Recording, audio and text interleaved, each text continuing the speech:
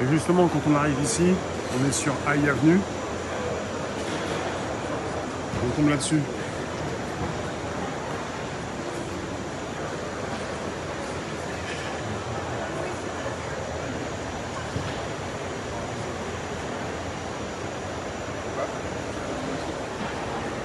Bonjour monsieur.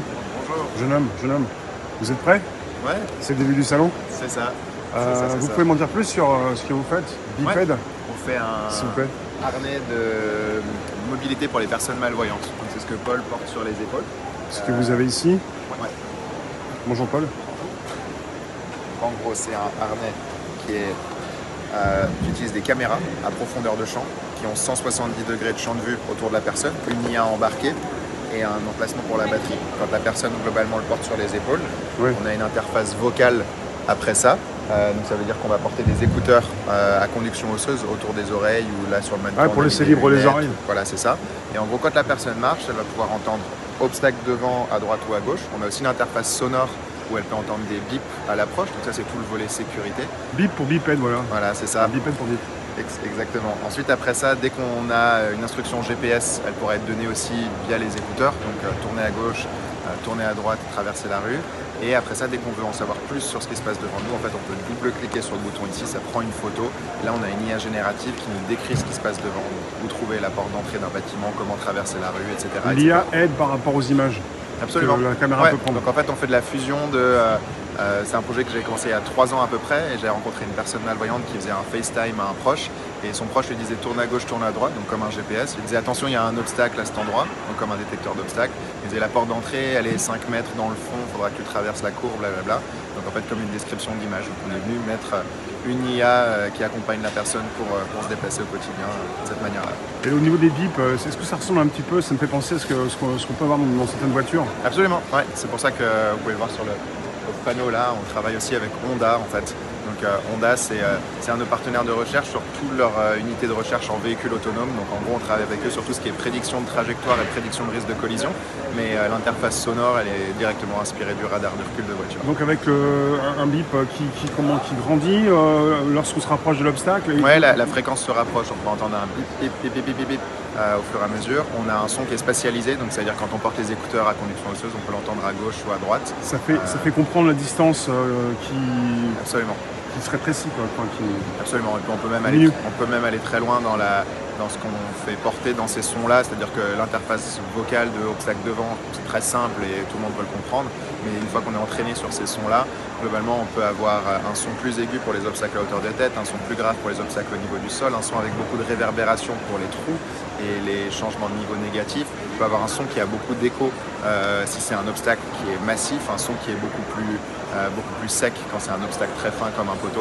Donc les gens peuvent avoir une vraie perception de ce qui se passe autour. Et vous avez, logiquement, oui, vous allez me dire oui, vous avez déjà proposé ça à des personnes qui l'ont testé, des personnes aveugles. Ouais, donc nous on a co-développé ça avec à peu près 250 bêta-testeurs. On est basé en Suisse à Lausanne on travaille avec l'hôpital ophtalmique de Lausanne. Et globalement, les retours principaux qu'on a eu au début, c'est que ça générait trop de sons sur les toutes premières versions parce qu'en fait, on voulait faire une description complète de ce qui se passait en permanence. Et donc, on a changé de paradigme, on est passé sur quelque chose où ça génère juste un son quand il y a un risque direct de collision. Et donc, en gros, la personne marche avec sa canne ou avec le chien, mais de manière autonome la majorité du temps. Et on est là juste pour donner une information additionnelle quand il faut. Donc la majorité du temps c'est silencieux, ça c'est ce que les gens préfèrent globalement. Et les dernières modules d'IA qu'on a rajoutés, c'est ce que globalement dans l'exploration de nouveaux espaces, ce que les gens soulignent vraiment, c'est que c'est un aspect qui est ultra important. On rentre dans un parc, on veut savoir où se situe le banc, on double-clique et en fait ça va identifier où se situent les éléments les plus pertinents selon le contexte et selon l'endroit. Et ça c'est un truc que les gens aiment vraiment bien. Pour une personne aveugle, est-ce que ça apporte un plus, genre la personne se dit je vais pouvoir ne pas prendre ma canne ou c'est un complément? Alors nous on travaille vraiment en complément de la canne et du chien. Question de signalétique d'un côté.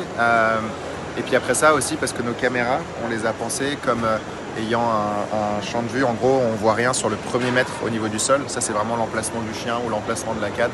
On est en complément de tous ces trucs-là. Et vous avez des retours importants, des personnes qui apprécient, qu'est-ce que vous avez comme retour?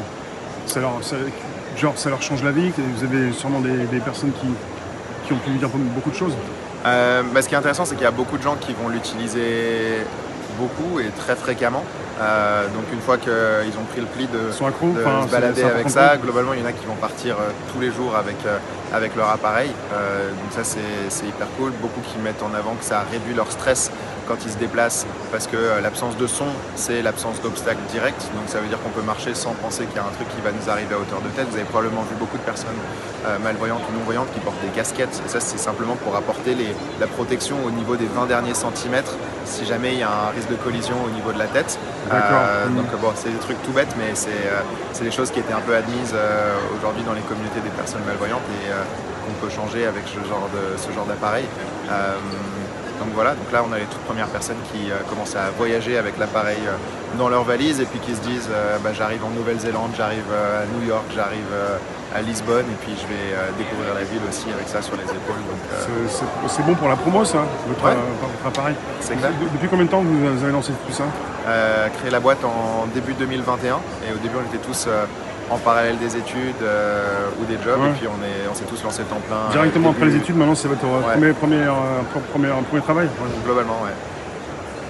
Et il y a un bon retour là, c'est le 4e jour sur Vivatech, c'est votre première fois? Deuxième Vivatech. Deuxième? Ouais. Donc ça a pris le temps de s'installer en fait, de mûrir. Vous êtes un peu plus visible maintenant, plus connu peut-être? Ouais, globalement, ouais, c'est cool. En plus, on a un bon emplacement cette fois-ci, donc ça a été une grosse exposition. Ça c'est cool. Il y a des bons retours sur Vivatech et on fait pas mal de salons spécialisés aussi en ce moment dans la basse vision.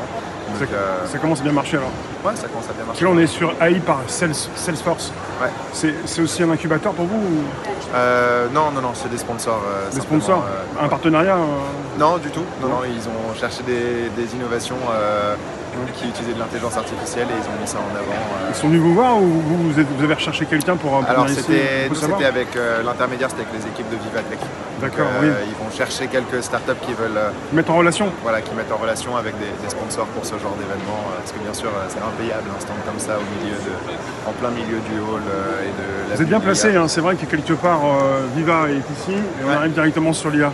Parce qu'il y a beaucoup de gens qui cherchent l'IA dans le salon et juste ici. C'est ça. Et finalement, là c'est le 4e jour, là ça va être pour le grand public. Ouais. Là vous avez eu les professionnels pendant 3 jours. Ouais. Pour vous c'est un bon salon pour vous? Ouais, c'était un bon salon. Sans tout savoir non plus sur ce que les relations que vous avez avec les gens. Donc ça a été un bon salon en termes d'investisseurs, en termes de partenariat avec des entreprises.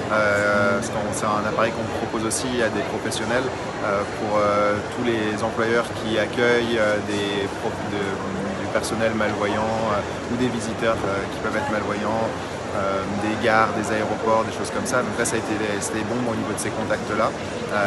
Et puis là, maintenant, aujourd'hui, ça va être une grande journée de démo. On a eu quelques expositions médias télé, donc il y a quelques personnes qui voudront aussi venir tester. Donc ça, c'est la partie cool du métier aussi, de faire tester à plein de gens. Vous êtes très bien placé, c'est aussi ça aussi. Ouais, exactement, facile à trouver. Je vais vous une dernière question.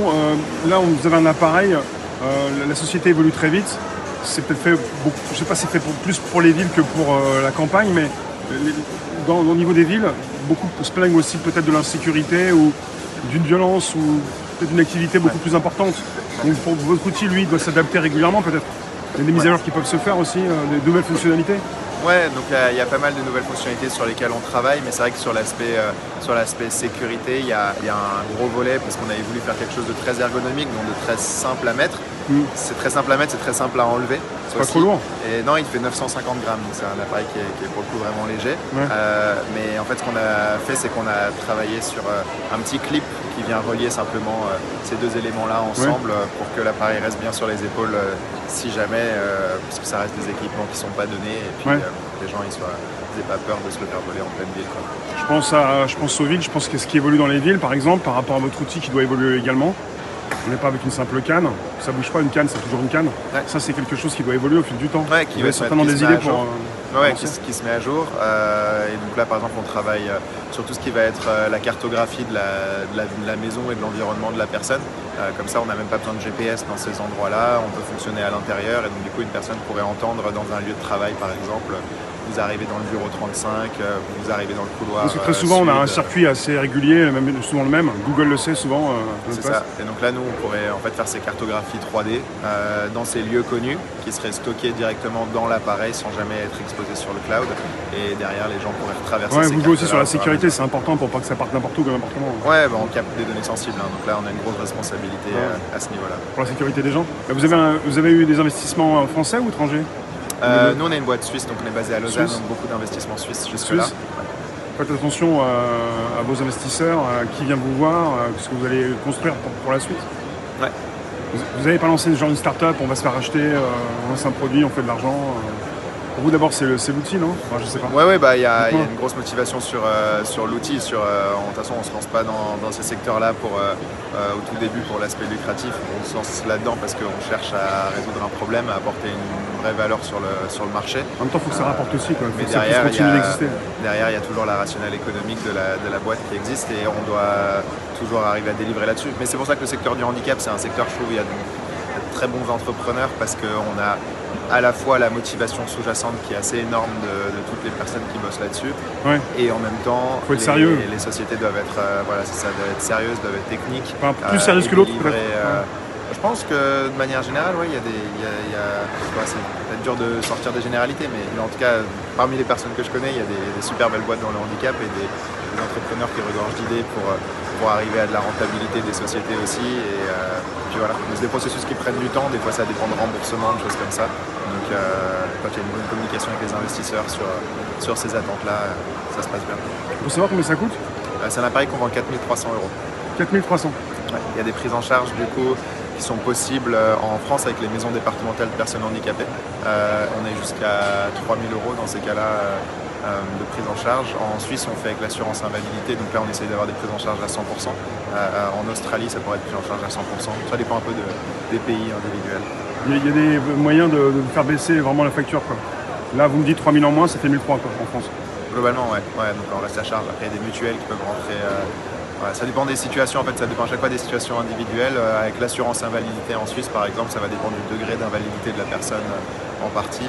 Au Royaume-Uni, il n'y a rien qui existe globalement. Donc là, c'est à chaque fois, si ça passe par quelque chose, c'est des clubs de philanthropie, donc avec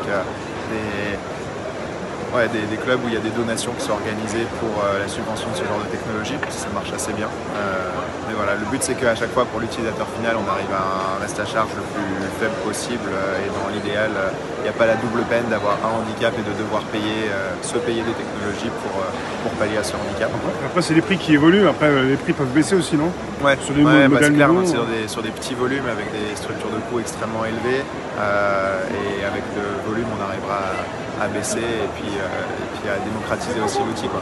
Je vais vous demander, après je vais vous laisser, la sécurité, est-ce que les personnes qui utilisent vos outils, vous avez besoin pour certaines personnes d'enregistrer de la data, des données pour nourrir peut-être votre algorithme, pour améliorer l'outil?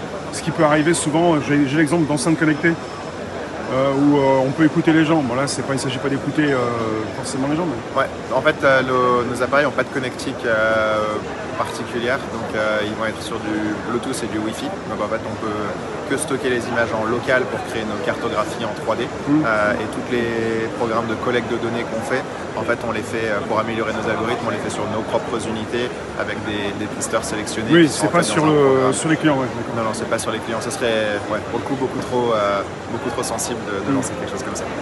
Est-ce que vous avez fait sûrement une étude de marché, même peut-être plusieurs? Il y a de plus en plus de personnes handicapées, est-ce qu'il y a de plus en plus de personnes aveugles? Ça ne change pas que le temps. Ouais, alors à l'échelle de la planète, oui. Ils s'attendent à un triplement de la population de personnes aveugles à l'échelle de la planète, mais à cause du vieillissement de la population surtout. À cause des écrans aussi peut-être?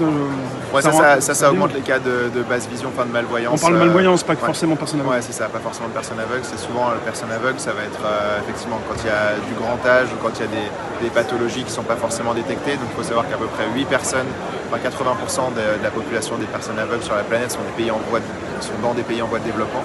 Donc en fait, c'est surtout dans des endroits où il n'y a pas de diagnostic précoce de cataracte ou de choses comme ça.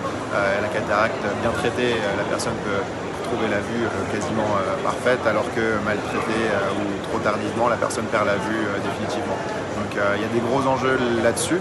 Mais après, c'est clair que par le vieillissement de la population, on va avoir de plus en plus de personnes qui souffrent dans leur capacité de déplacement parce qu'ils ne voient plus grand-chose. Et c'est là que nous, on pourra proposer quelque chose. Qu'est-ce que vous dites pour quelqu'un qui ne comprend pas, qui ne connaît pas? Vous dites c'est quoi?